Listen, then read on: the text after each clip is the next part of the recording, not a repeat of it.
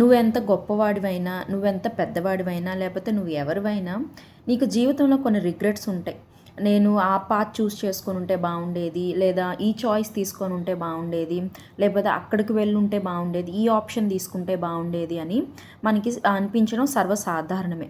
అయితే ఈ రిగ్రెట్స్ గురించి దేవునిలో ఉంటే ఎలా ఉంటుంది, ఆయన ఎలా మనల్ని నడిపిస్తాడు అనేది 25వ కీర్తన 12వ వచనం నుంచి చూస్తే, యెహోవా యందు భయభక్తులు గలవాడెవడో వాడు కోరుకొనవలసిన మార్గమును ఆయన వానికి బోధించును, అతని ప్రాణము నెమ్మదిగా ఉండును, అతని సంతానము భూమిని స్వతంత్రించుకొనును అని దేవుడు మాట్లాడుతూ ఉన్నాడు. మనం రిగ్రెట్స్ అనేవి పెద్ద మేజర్ విషయాల్లో ఉండొచ్చు, మైనర్ విషయాల్లో ఉండొచ్చు. మైనర్ విషయాల్లో ఉంటే అది పెద్ద మనల్ని ఏమి కలిచివేయదు, మనం మర్చిపోతాం, ఓకేలే అని వదిలేస్తాం. కానీ జీవితంలో ఎంతో నష్టపోవలసిన పరిస్థితులు మనం తీసుకున్న డెసిషన్స్ వల్ల వచ్చినప్పుడు, నేను అలా చేసుంటే బాగుండేది, ఇలా చాయిస్ తీసుకొని ఉంటే బాగుండేది అని మనకు అనిపిస్తూ ఉంటుంది. ఇప్పటికైనా ఆలస్యం అయింది లేదు.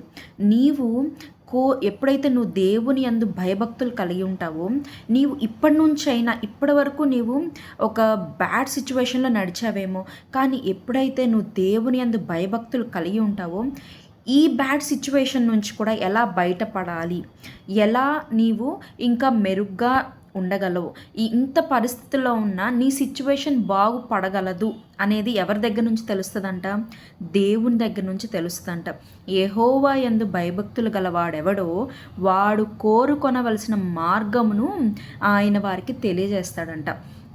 ఫర్ సపోజ్ మనకు ఒక ప్రాబ్లం ఉందండి, అసలు ఎవ్వరూ సొల్యూషన్ చెప్పలేని ప్రాబ్లం ఉంది, దానికి వెంటనే చిటికలో సొల్యూషన్ దొరికితే ఎలా ఉంటుంది? చాలా హ్యాపీ కదా. అసలు అదే కదా ఈ లోకంలో మనకు కావాల్సింది. కానీ దేవుడు అంటున్నాడు, ఆ సొల్యూషన్ నా దగ్గర ఉంది.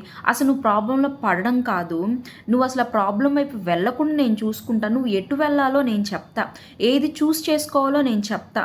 నువ్వు ఇంక నుంచి ఇక్కడ స్టార్ట్ అయినప్పుడు ఇంకా నీ వే ఏంటి, నీ పాత్ ఏంటి, నీ చాయిస్ ఏంటి, నువ్వు ఎవరిని కలవాలి, ఎవరితో ఉండాలి, ఏది చదవాలి, ఎక్కడికి వెళ్ళాలి, ఇవన్నీ నేను నీకు చెప్తాను, నువ్వు మాత్రం నా యందు భయభక్తులు కలిగి ఉండు అని దేవుడు మాట్లాడుతున్నాడు.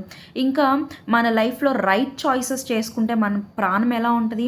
నెమ్మదిగా ఉంటుంది. ఓకే, నేను సెటిల్ అయ్యాను, నేను చాలా హ్యాపీగా ఉన్నాను, నా ఫ్యామిలీ హ్యాపీగా ఉంది అని మనకు అనిపిస్తుంది. అలాగే దేవుడు కూడా చెప్తున్నాడు, నువ్వు ఎప్పుడైతే రైట్ పాత్ చూస్ చేసుకుంటావో నీ ప్రాణానికి నెమ్మది దొరుకుతుంది, మనశ్శాంతితో ఉంటావు. అలాగే నీ చిల్డ్రన్ భూమిని స్వతంత్రించుకుంటారంట. అంటే ఏంటి? మొత్తం భూమి వారి పేరు మీద రాసి ఉంటుందని కాదు, కానీ వారు నేమ్ అండ్ ఫేమ్ కలిగి, అధికారం కలిగి ఉంటారంట ఈ భూమి మీద. అట్టి ఆశీర్వాదం దేవుడు ఇస్తాడు ఆయన యందు భయభక్తులు కలిగి ఉంటే. నీకు స్వప్నాల ద్వారా దేవుడు మాట్లాడతాడు, ఆయన స్వరం ద్వారా దేవుడు మాట్లాడతాడు, ఆయన దైవజనుల ద్వారా దేవుడు మాట్లాడతాడు. ఎప్పుడు నువ్వు యథార్థంగా ఆయనలో ఉన్నప్పుడు, భయభక్తులు కలిగి ఉన్నప్పుడు ఆయన నీతో మాట్లాడతాడు. ఇంకా కింద దేవుడు చెప్తాడు 14వ వచనంలో, యెహోవా మర్మము ఆయన యందు భయభక్తులు గల వారికి తెలిసి ఉన్నది, ఆయన తన నిబంధనను వారికి తెలియజేయును. మనుషులు కొన్ని విషయాల్లో స్ట్రగుల్ అవుతూ ఉంటారు, ఈ పాయింట్ కరెక్టా కాదా అని కొందరితో గొడవలు జరుగుతూ ఉన్నాయి అనుకోండి, లాస్ట్కి ఎక్కడ వెళ్తారు? కోర్టుకి వెళ్తారు. మరి అక్కడ కోర్టు ఇచ్చిన తీర్పుని బట్టి వాళ్ళు ప్రాబ్లం సాల్వ్ చేసుకుంటారు. అయితే ఇక్కడ నీ లైఫ్లో కొన్ని కన్ఫ్యూజన్స్ ఉంటూ ఉంటాయి, కొన్ని క్వశ్చన్స్ ఉంటూ ఉంటాయి, ఎందుకు ఇలా అలా అని. ఆ మర్మాలన్నీ దేవుడు మనకి చెప్తాడంట. ఇప్పుడు నువ్వు ఫర్ సపోజ్ ఒక బైబిల్ చదువుతున్నావు అనుకో, నీకేం అర్థం అవ్వలేదు, దేవా నీవే నీ జ్ఞానంతో, నీ దైవ జ్ఞానంతో నన్ను నింపు, దీనిలో మర్మం నాకు తెలియచేయి, అసలు ఈ వాక్యం ఇక్కడ ఎందుకు రాయబడి ఉంది, నా జీవితంలో ఎలా నేను అన్వయించుకోగలను అని నువ్వు అడిగినప్పుడు దేవుడు తప్పక నీ మనోనేత్రాన్ని తెరుస్తాడు. ఆయన నీకు సీక్రెట్స్ చెప్తాడంటండి, ఆయన నిన్ను కౌన్సిల్ చేస్తాడు, ఆయన నిన్ను ఎంతగానో నీతో ఒక క్లోజ్ ఫ్రెండ్షిప్ మెయింటైన్ చేస్తానని దేవుడు చెప్తూ ఉన్నాడు. ఇంతకన్నా ఒక మనిషికి ఏం కావాలి? ఒక రైట్ పాత్ చూస్ చేసుకోవడం, ఒక దేవునితో ఒక ఇంటిమేట్ సంబంధం కంటే ఏం కావాలి మనిషికి? అంతకన్నా మనిషి ఇంకేం వర్ధిల్లగలడు దేవునితో ఉండడం కంటే? కానీ మనుషులు ఏం చేస్తారు తెలుసా?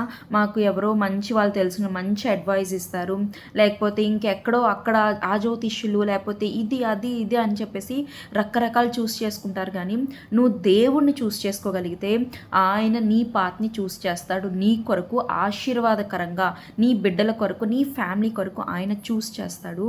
ఆయన నిన్ను ఆశీర్వదిస్తాడు. ఆయన నీకు పాత్స్ చెప్తాడు. కనుక నీవు చక్కని మార్గంలో నడుస్తావు, సరళమైన మార్గంలో నడుస్తావు, ఆయనకు మహిమకరంగా జీవిస్తావు.